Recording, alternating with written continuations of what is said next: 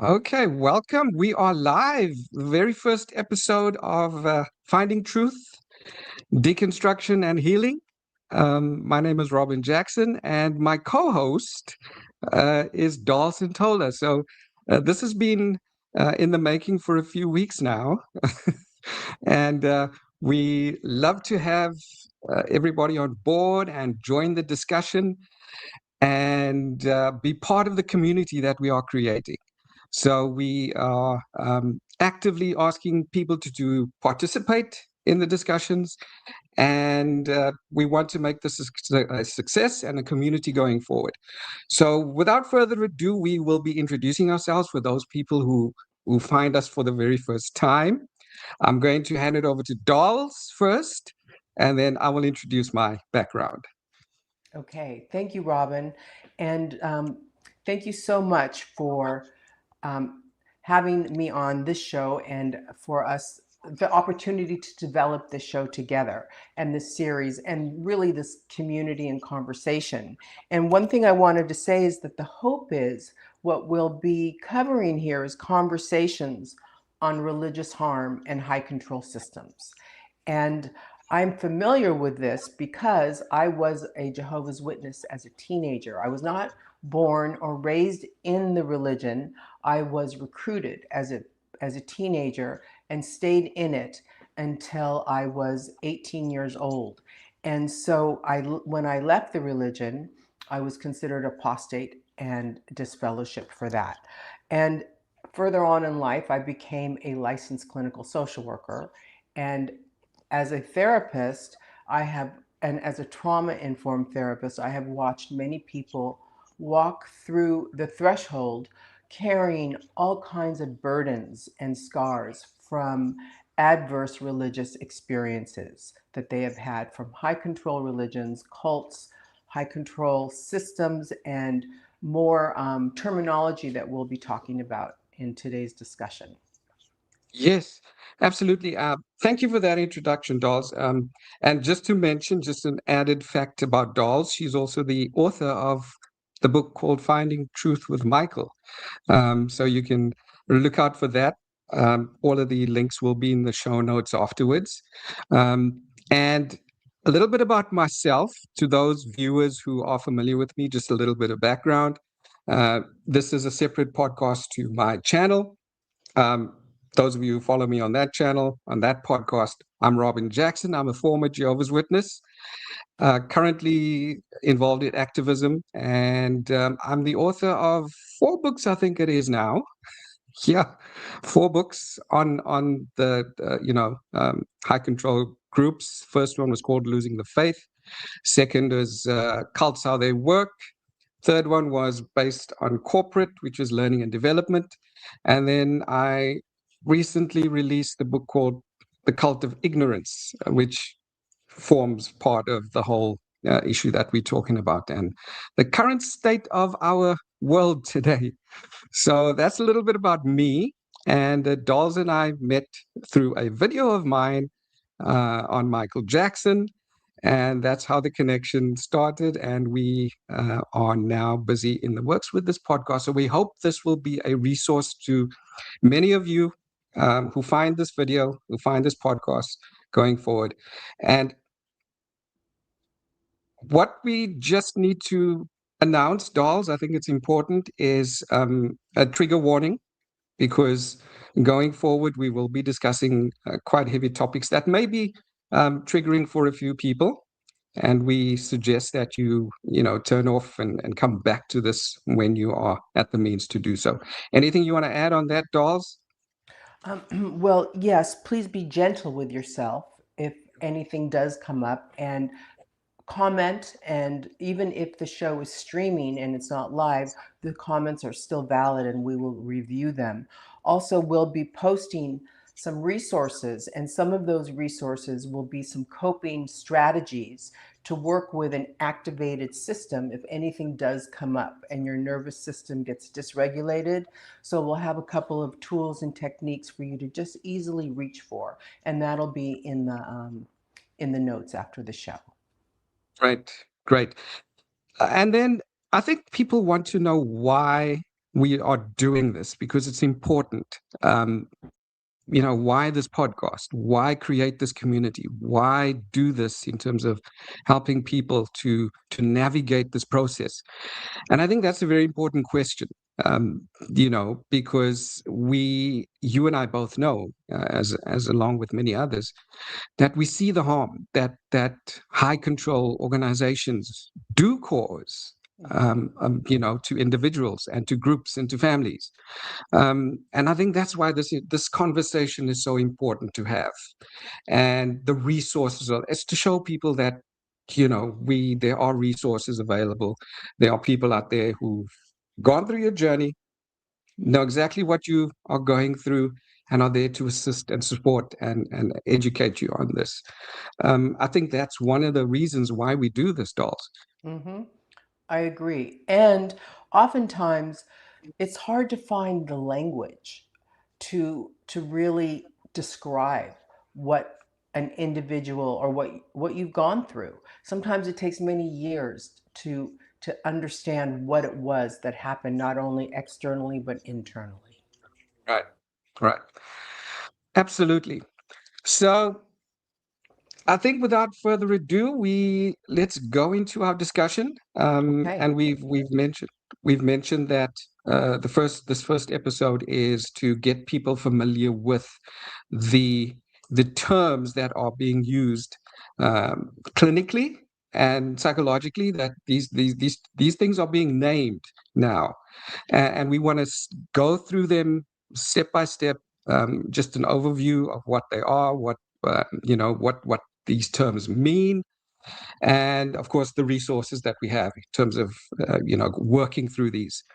So I think let's get into our first term, which is, I think it's we start discussing high control group, Mm-hmm. which is um, something that gets bandied around and thrown around quite often. But I think it's important to understand what this term actually means. Dahl, so I'm going to hand it over to you. You can All start right. off discussing a high control group. Well, a high control group is any group that regulates your behavior, your thinking, relationships, information that comes your way, your environment, and it's all done to maintain conformity. So it is really about any entity at all that controls these aspects of your life. Right. And there are many high control groups, and what we should distinguish is um, they they operate across a wide variety of ideologies and systems. So it's not only religious. It could be corporate styled high control groups. There could be, I know that that's the religious kind, the corporate style. There's always also the political high control institutions. So I think we need to make that very clear that it's not only religious systems that operate in a high control environment. There are there's a spectrum of them, but the definition and how to identify these are the characteristics are basically similar, and can stand out. And I think we can mention common characteristics here. There's the authoritarian leadership, which is one. That's a big identifying mark uh, when it comes to these high control religions and groups and organizations. There's the behavioral rules and rigid expectations that you have to follow the set of rules unquestioningly, right? Control of information, I think it is. That's also part of the identifying markers that form part of the high control group spectrum. I think there's also the pressure to conform. Dolls is that's also one that that comes to mind. The pressure to Absolutely. conform. And a big one as well is the fear-based ideology and fear-based teachings, especially on the religious side, um, that these groups use to keep people in and to conform. Yes. Um, Fear is a yeah, very powerful motivator for staying inside of a group in order Right. to be included. The thought of exclusion is oftentimes tantamount to lack of survival. Right. Right. And just an interesting point on that. My wife and I had a discussion last night on fear in these groups, and we were making the distinction of normal Christianity, mainstream Christianity. A lot of the churches are not fear based. What makes people like the Jehovah's Witnesses or um, the and I'm going to name some other ones, Seventh Day Adventists and the LDS groups, fear based. And I said, and one thing I did was I brought up the imagery of in the publications. This is what's constantly being fed to you in terms of the fear of Armageddon, which is a huge fear-based tactic when it comes to Yeah. the Jehovah's Witnesses. And I spoke about how in my teenage years, because of the Armageddon terror and the Armageddon fear, that every time there was a thunderstorm that started or was a storm was brewing, in the back of your mind, you're thinking, is this the start of Armageddon? Um, you know, because all the signs that were said. So the fear-based teaching is a huge identifying mark when it comes to these high control religious groups. And it also leads into, people not being able to leave because of the fear. Um, and yeah, of course, there's also the discouragement of questioning or critical thinking. Right, That's a huge exactly. part. Exactly. And I Yeah, think it's important to remember that if you are threatened by asking questions, or if there is, if asking questions is not allowed, that's a huge red flag that you're likely in a high control system. right, right. And a lot of it is, we talk about the mainstream organizations that have now become mainstream, but there's also the smaller little groups that do that as well, Mhm. um, which we need to look out for. That trying to set themselves apart and questioning. If they do not allow questioning, and you cannot approach the leaders or the elders or the pastor freely with your questions, and you get targeted, that's a huge red flag. Yeah, Um, yeah, and then right. of course another big identifying mark is the uh, punishment for dissent, your punishment for questioning or leave, That's yeah, right. So if you disagree, ask a question, or leave, is that acceptable or not? That's really the test. right, right. Questioning, disagreeing, and it has cost, as we know. And I wrote about this in my second book, how disagreeing with in a lot of these these groups, and especially the smaller ones, can cost people their lives. That's right. Um, yeah, and that's tragic. For people, they want to leave. They see the dishonesty and the control, and they try to get out, but you're not allowed to leave easily, and Right. that's a huge identifier. You're not allowed to leave and maintain your relationships or your dignity. And that's pretty much a life source. Right. Yeah. So not every, and we want to make this clear, I think, that not every close-knit religious community is a high control group. Um, as we said, we've listed the identifying marks. Um, and I think you mentioned before that the defining issue is not commitment, it's the degree of control over a person's thoughts, their choices, their relationships, as you mentioned, and their identity. Um, those are the biggest identifiers. So not every group is a high control group. Some smaller groups are quite um, you know allow questioning and constructive debate about things, and you will not be punished for leaving. So Mm. we just got to make that clear. All right, I think that's high control group, the term high control group. You got anything else to add on that definition, Dolls, in that discussion? No. Yes, actually, I do. I just want to say Yeah, one thing, that strong beliefs are not the same as control. Just like you said, not all systems are high control systems. Not all religions are dangerous. We are right. definitely making that differentiation. I think that's an important distinction to make. Yeah, right. Yeah. Okay. Okay, let's move on to, I think the next one is spiritual abuse. And this is quite um, yeah, a lot of people get the definition of spiritual abuse, can't lock it down. But it's spiritual abuse, if you look at the term and you look at the definition and the explanation behind it, it's often it's the misuse of religious authority, Mm-hmm. the misuse of teachings, the misuse of sacred texts or spiritual beliefs to manipulate. And that's the operative word we want to use here, is to manipulate, control, and shame people, Yeah. or the other person.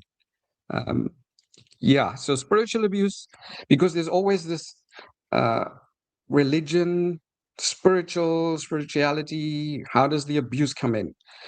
So we want to make that clear. This is important. That spiritual abuse is the misuse of religious authority, the teachings, the sacred texts that people hold dear, or the manipulation of those and control of those, Right. and shame and intimidation that happens, in terms of that's what we define as spiritual abuse. And with spiritual abuse, the harm arrives wrapped in something holy. So when you push back on it, it almost feels as though you're pushing back on God. And Right, the test is this teaching inviting you to grow, or is it requiring you to comply? right, right. That's so important. Um, and this type of abuse happens when religious ideas are used to demand that unquestioning obedience. Uh, there's no dissent allowed. It creates fear or guilt uh, in the person that's within the group, and uh, that abuse happens when people are questioning, can I leave? Am I free to do this? Your life is controlled by this institution or this teaching or this dogma or this doctrine. Um, and I think the operative word we want to use here, Dolls, is suppression of personal autonomy. Mm, well said. Mm-hmm. Yeah, yeah. Suppression of personal autonomy. Um, yeah. Boundaries are, of course, something that's not encouraged. Healthy boundaries are a problem. And where the leaders use that spiritual abuse to maintain power and to control people. Mm-hmm. Right. Um, so I think that's how we define spiritual abuse in that sense. Um, Right. when it comes to these organizations. Mm-hmm. Um, yeah. Dolls, I just want to check in with the comments because there's quite a few comments going through. Okay. Um, so let's just check in with the comment section. SD says hello. SD, has anyone questioned how exploitative Watchtower was with their free labor? Absolutely, SD. Pam says hello. 100% agree. Red flags. If you can't question fear. And then SD says I couldn't question the 1914 doctrine. It made didn't make any sense. 100%. For those of you who are Jehovah's Witnesses, we all know about the 1914 doctrine, that SD is talking about there. And then she carries on. She says, a group telling you, I think I'm going to put SD's comment up, a group telling you you cannot take a blood transfusion is dangerous. Um, Absolutely. Agreed. Um, Quite yeah, dangerous. yeah. Then Paula has joined us. Hello, hi everyone. I think everyone, fear is a major factor. I often think it's not for God that keeps people in, rather fear, like what you see illustrated in my book of horror stories, that lives with you years after. 100%. I think that that book, my book of Bible stories that was by um, targeted for children. The imagery in there was horrific for kids. And I've spoken to many ex-JWs who spoke about the trauma that they suffered from seeing those images as Oh children. yeah. Yeah, I can say myself that I had nightmares for years about there was one particular image of people screaming as the world was crashing behind them, and there's fire and blood running down the streets. And that image stayed with me for many years through yeah, nightmares, which I yeah. consider PTSD. 100%. 100. I think many of us who come out of that specific organization suffered from that PTSD. I mean, I just relayed the experience of me thinking, is this Armageddon when a storm Right, breaks? right. So, yeah, it's very, very traumatic. Okay, I think let's move on to the next term, dolls. I think it's religious trauma. Yes. We And speak about religious trauma often. So let's see if we can define what this is. okay, so the religious trauma is really the psychological effects of spiritual abuse. So just because something happens doesn't mean that we are traumatized by it, but we may be traumatized by it. So religious trauma is the consequences of the harmful religious experiences. So, in Right, other words, what happens to a person's sense of self, their beliefs, what stays with them that is not working for them or can impact someone's functioning. right, right.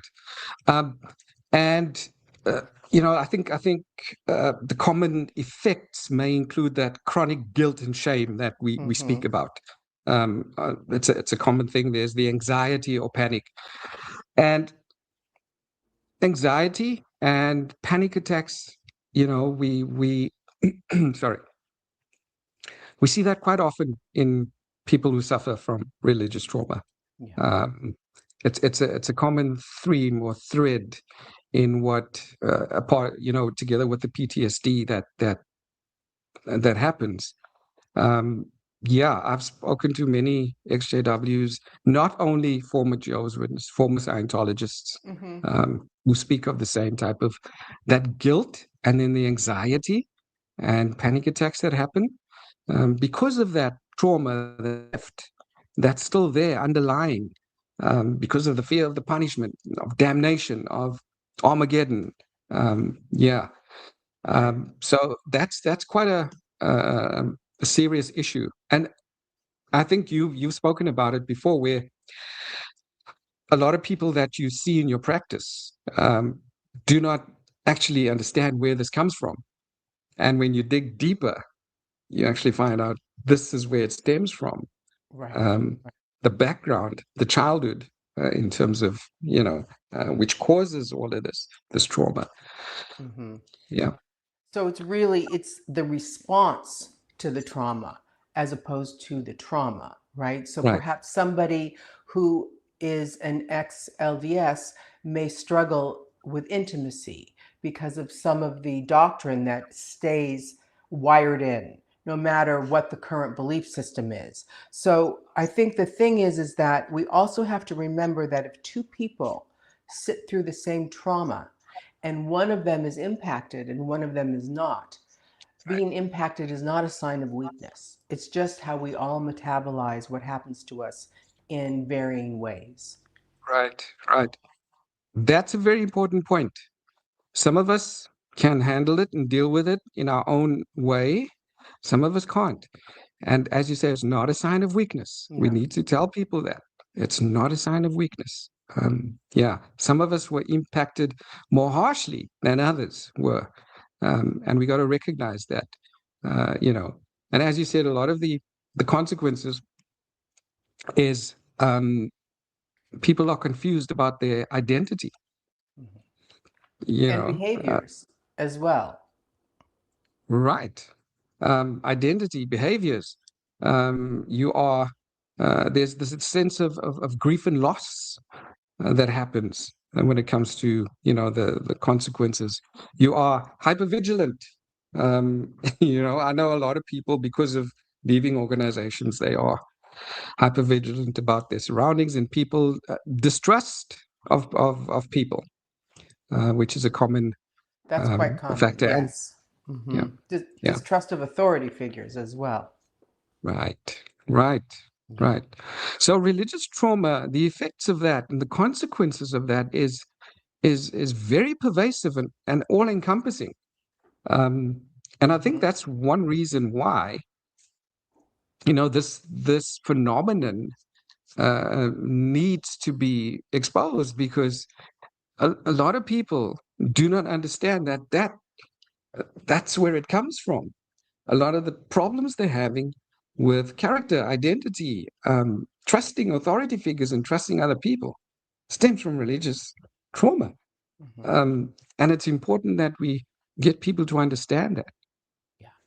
And if we Yeah. have time, perhaps we could go a little bit further into what some of the adverse religious experiences are that can cause religious trauma when we get to that part of it. Right. I think that's a good thing, Dolls. I think we can step right into that discussion. Hmm. Um, let's go to adverse religious experiences, Yeah.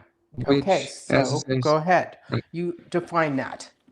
Right. So adverse AREs, as it's known for short, R's.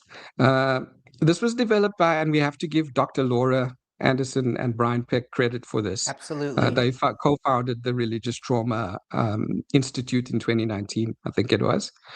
And the definition there, what are adverse religious experiences? These are experiences within a religious or spiritual context that overwhelm people's ability to cope, and there's that lasting emotional and rational development or psychological effects. So those effects, those adverse religious experiences, are the experiences within the religious or spiritual context. These are the things that overwhelm a person's ability to cope with, emotionally, um, with rational thought and development. And it's got a long-lasting effect on your psyche. Psychological effects are traumatic for a lot of these people. Um, I don't know if you want to add to that, Dolls, in terms of adverse religious experiences. Yes. Well, what I want to add is that it's a normal response to something abnormal occurring. So really it is a way to try and cope with something that, like you said, overwhelms the system, and it can go on and on, affecting relationships, affecting sleep, affecting how one operates in the world. It has it has as many psychological effects as any other kind of trauma. Right, right. And I think it's good to bring in a few examples of what we're talking about. Hmm. Um, because there's the chronic fear-based teachings, there's the shunning and ostracism, which is huge. Yeah. And sorry, I just want to, on the shunning and ostracism, Hmm. I saw a video yesterday by an XJW, Jonathan, that spoke about an XJW who has passed away. And I don't know what the circumstances surrounding that was, but it seems it was, because of the adverse religious experiences that this person encountered and experienced. And Jonathan was very emotional because he knew the person very well, but as we said, that's not the only thing that shunning causes. We've had thousands and millions of examples of the effects of shunning Hmm. on Hmm. people, Yeah. shunning and ostracism. Yeah. Right. And from a psychological, clinical perspective, what I've seen is anxiety, depression, grief, and complicated grief because there's layers, many layers of loss. Right, right. Oh, for sure. Yeah. Um, I think a lot of people define leaving a high control group as a grief journey, as well. Yeah. You go through the very same grief journey, as it, so to speak, when you leave or get excommunicated or shunned. Mhm. Um, yeah, it's traumatic. Yeah, some more examples. There's of course the emotional manipulation. There's the public humiliation, suppression of identity, which we touched on.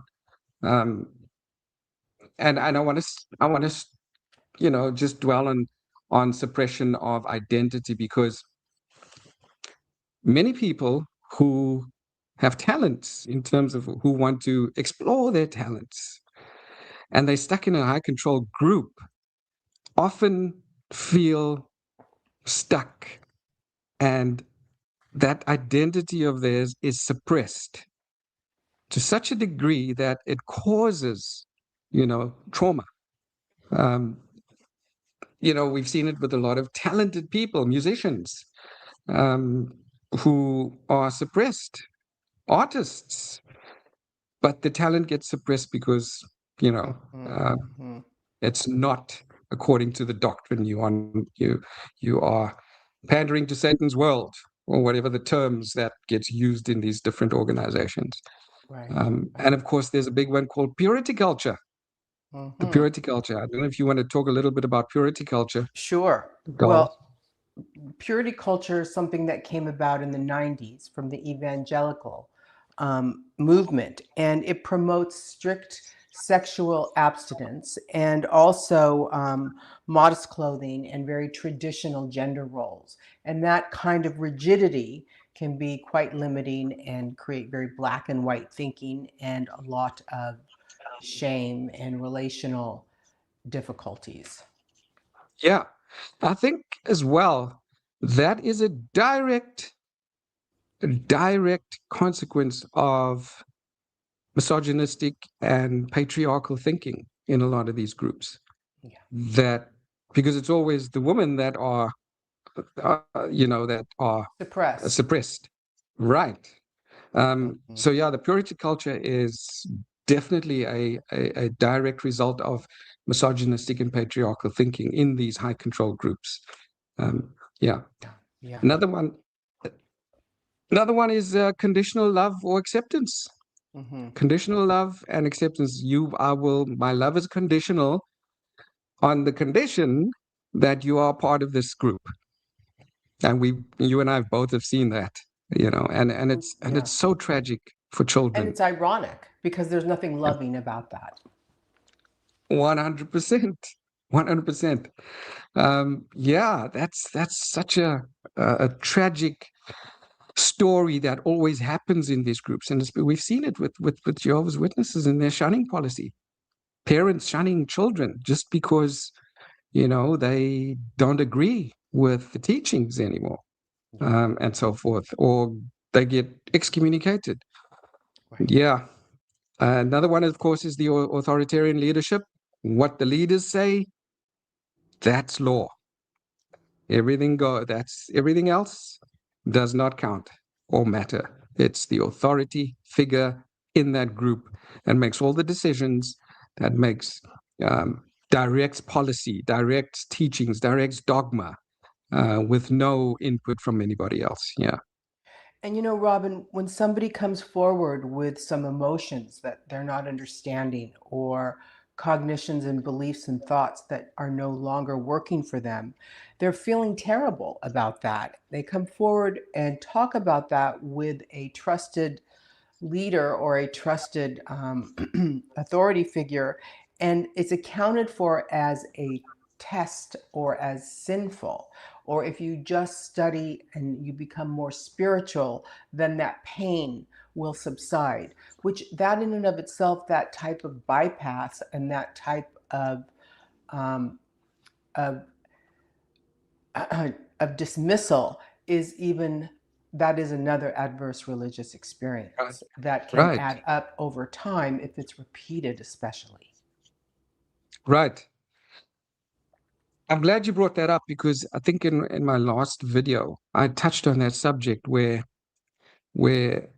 high control groups will speak about, yes, we recognize that you are going through a difficult time. We recognize that um, you're depressed. We recognize this. But you know what? Here's some more, do some more of this.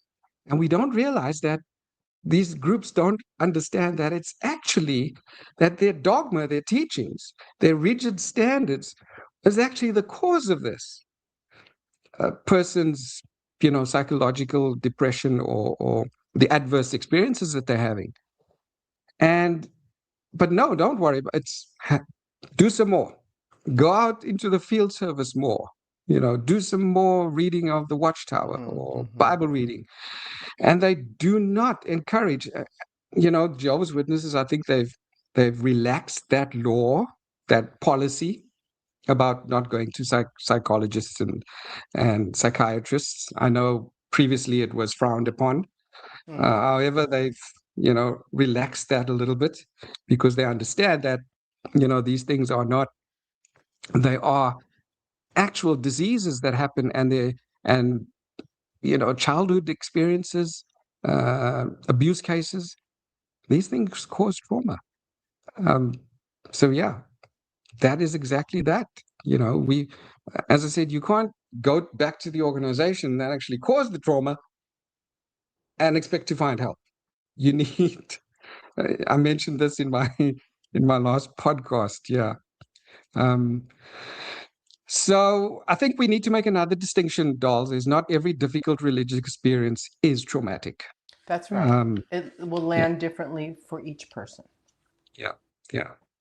So, yeah, and the goal of developing the ARE, Adverse Religious Experience Framework, is to provide a trauma-informed language, exactly what we're doing in terms of recognizing and understanding these harmful religious experiences and their effects, their lasting effects they have on individuals. Yeah. And that, I think that's the key there. It's the lasting effects. What remains that is unshakable and needs to be, which brings us to the next term definition, deconstructed. Right. Right. So let me see if there's any more comments. Um, Paula says, we bring Paula's comment, goodness, intimacy was a struggle. The guilt of experiencing your own body was hard to come to terms with. Identifying the trauma and abuse is one part, but how do we move forward? That is so true, Paula. And that's exactly why conversations like this needs to happen.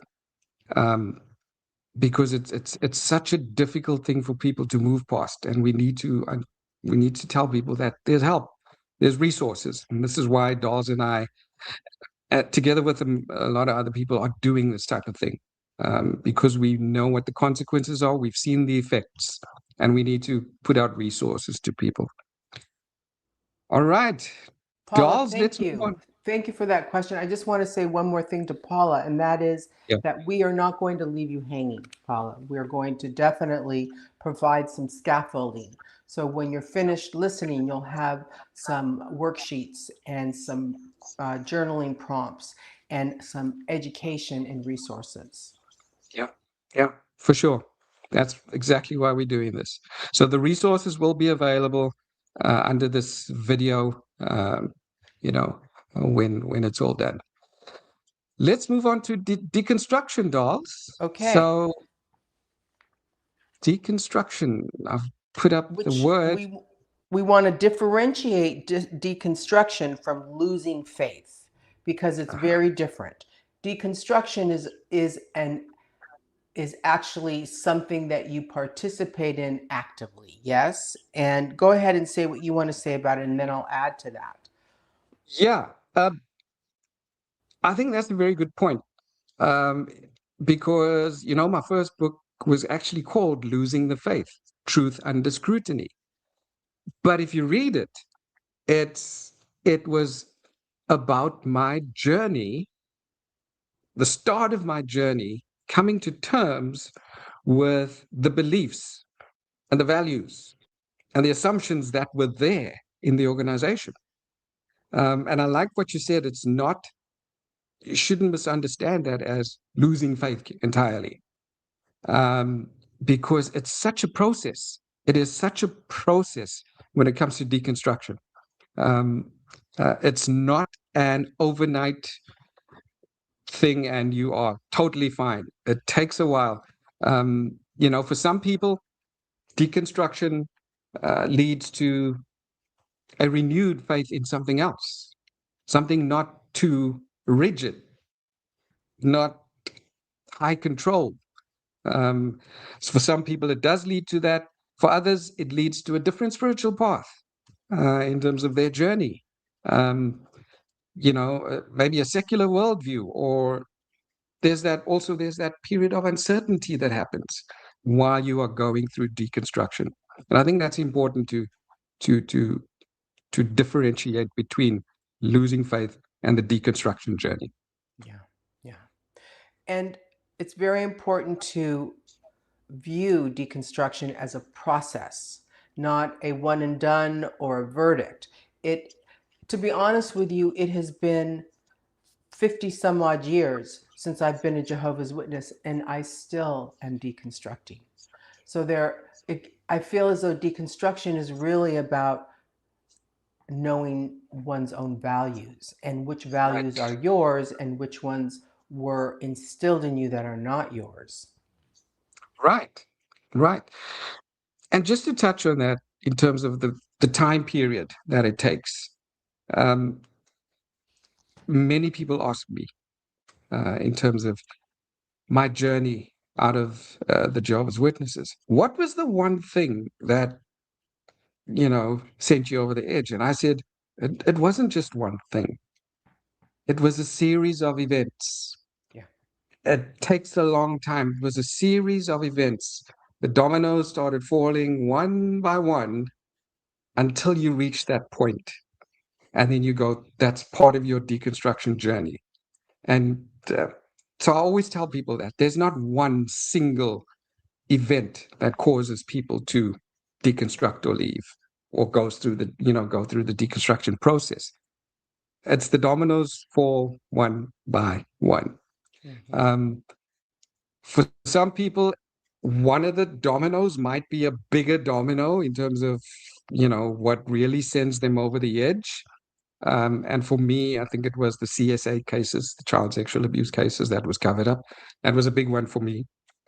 Although I had the other questions before that. But when I found out about the cover ups, that was okay. I got to really, really look into this. So deconstruction is a process. And I think people should not feel that, you know, um, it happens overnight. It takes time, it takes a lot of time. Yeah. And yeah, there are people to help you along the way. And as I think you said, there's no single correct outcome. The goal is to be your authentic self. Mm-hmm. That's the final goal, is to be your authentic self. Right. Yeah, Yeah. And to find what is meaningful for you as opposed to what's been imposed on you. absolutely. Absolutely. I think that's such a important definition, because people don't understand deconstruction and what it takes. But as you said, at the end, it's finding your authentic self, um, and what works for you, as you said. What are you passionate about? Okay. I think that brings us to the healing journey, dolls. Okay, which is my favorite part. Yeah. And because healing means recovering choice, and choice is what was formerly taken away. And I believe that choice is fundamental as the basis of everything that's important in life is that we have empowerment. and the power to make choices for ourselves. So it's not about becoming anti religious and it's not about giving up spirituality. It's just whatever you land on that is actually yours. Right, right. Um, as you said before, we were discussing deconstruction. It took me 30 years, and as you say, still today, there are things that you wonder about and trying to to work through because Hmm. it was so indoctrinated and so ingrained in you. And all those adverse experiences, there's a healing that needs to happen. Um, and as you say, it's not about telling people what they should believe. It's not becoming anti-religion, abandoning spirituality, uh, and rejecting all faith communities. Because people want to believe and find solace in a lot of faiths in terms of it helps them in their journeys and helps to get them through the day. But the differentiation is we have to differentiate between the high control groups and a healthy faith journey or religious experience. Yeah, thank you for Um, saying that, Robin. That is so important. So yeah, important. yeah. That's the important thing. And, you know, healing does not mean recovering personal choice, rebuilding trust in it does mean rebuilding trust in yourself, your authentic self, developing that freedom to think critically, which a lot of organizations don't allow you to, you know, reconnecting with your own values, your own boundaries, setting those healthy boundaries, in terms of people around you. Um, and I think what's important too is I think you mentioned in our discussions earlier, previously, integrating painful experiences into your life story, Right. because that Making helps meaning. us, yes, gives us meaning. It helps us work through that pain. Yes. And we have to recognize what we've been through so that we can heal from it. Because if you don't, Right. yeah, Which brings yeah, us to resilience, right? Because we could look at all of the harms, injuries, and then when you're making meaning of it, it's much as you process and find your own um, reclamation of self, there's a resilience that one gets in touch with that is very empowering and is in itself the healing. right, right. That's so true. That's so true. I think there's one more thing we need to just touch on. Did we touch on adverse childhood experiences? I don't think we did. Well, we haven't, and that is actually where this idea of adverse religious experiences came from. So Laura Anderson and Brian Peck developed adverse religious experience based on the ACEs or Adverse Childhood Experiences study. So you want to talk a little bit about that, Robin? Yeah, I think adverse childhood experience, I think we've touched on a lot of adverse childhood experiences in our discussion, Mm-hmm. in terms of, the fear, the Armageddon terror that was shown to a lot of Jehovah's Witnesses. As children. There's the corporal punishment. That's also a huge thing in terms of how kids are treated Mm-hmm. in the organization, how they are seen. That saying that always used to irk me was children should be seen and not heard. Um, that was a saying, I don't know, back in growing up in South Africa, that was a common saying amongst people. Um, yeah, and the corporal punishment, the Armageddon terror, the fear of the isolation of children from peers, no birthdays, no Christmases, no parties. That's No all saluting that of the all flag. Run 100%. That all contributes to that childhood experiences that are detrimental to a child. You Hmm. know, And getting as bullied and right, also standing out and looking very different or being othered. right, right, right. So I think, as you said, adverse childhood experiences, you know, taps into the adverse religious experiences because it really does. It flows into that. But adverse childhood experiences, yeah, can be very traumatic. The cover-ups of child sexual abuse is one thing that is very, very common in a lot of high control groups, and that causes trauma, religious trauma in children. So I think it's important that we the two adverse child experiences and adverse religious experiences, because it goes from childhood into adulthood, and it manifests in trauma going Mm. forward. Yeah, well, the thing about the studies of adverse childhood experiences that really helped clinically and medicinally is it moved medicine and clinical work more from what's wrong with you to what happened to you. So it's really a question of what is the early experiences that shaped who you are now as an adult and being able to look at those. Right, right. So important. So important. We need to recognize those. Dolls, I think we've come to the end of our first episode. Okay, Any wonderful. final thoughts on your side? Well, I'm thinking that if anybody would like some journal prompts to work with, if anything's been brought up here that might have been thought provoking or you want to go a little deeper, I'm going to add some questions that you'll put in the resources for anyone to access. And some, for example, what words were given to you for what happened to you, or what was ordinary in your religious life that you would describe differently now. So some of these questions could be exploratory and could be really helpful. So I'd like to just give everyone some reflection questions and also invite the audience to let us know what they want to hear about next, what topics are important to them. Yeah. I think that's important because we want this to be a community discussion.